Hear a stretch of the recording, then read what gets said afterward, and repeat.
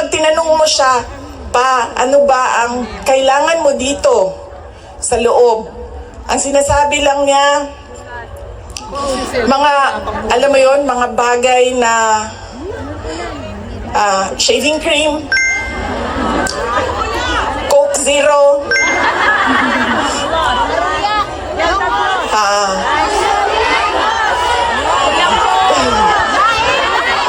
tumigil na siya sa kakahingi ng Pinoy na ulam dahil parang hindi talaga kaya nung nagluluto sa loob Pinoy na ulam. Pero nagpadala ako kahapon ng PDF file ng mga recipes na pwedeng sundin nung nagluluto. Yes! Duterte! Duterte! Ang hilig sa Coke Zero at yun lang yung hingi niya. May shopping list doon sa loob.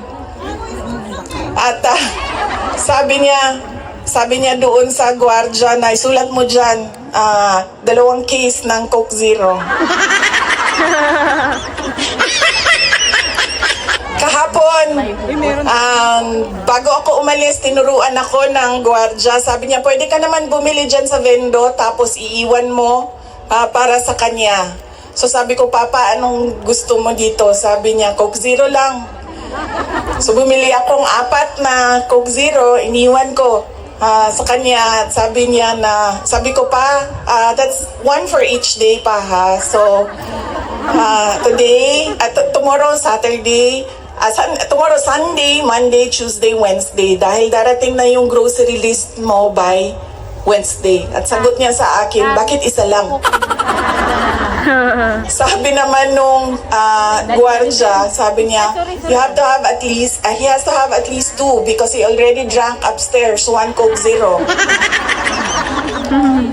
And then sabi ko, sige pa, sabi ko, babalik naman ako sa Lunes. Sabi ko, 2 bukas Sunday and 2 sa Monday, tapos i-replenish ko na lang yung Coke Zero mo. Sabi ko sa kanya, alam mo pa, sinasabi sa iyo ng doktor, maglakad ka daw.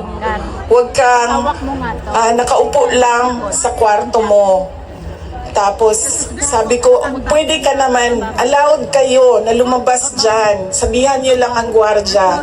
Sabi niya, ayoko maglakad sa labas kasi baka didiretso ako sa gate at umalis sa lugar na ito.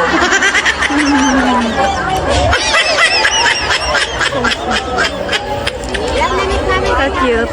Nagkakaroon na rin siya ng mga kaibigan, yung mga tao doon sa loob ay nagiging kaibigan na niya. At Di na ba kalimu uli? hindi ko lang alam, baka paglabas niya marunong na mag-Dutch. Pero karamihan nung kasama niya sa loob ay French speaking.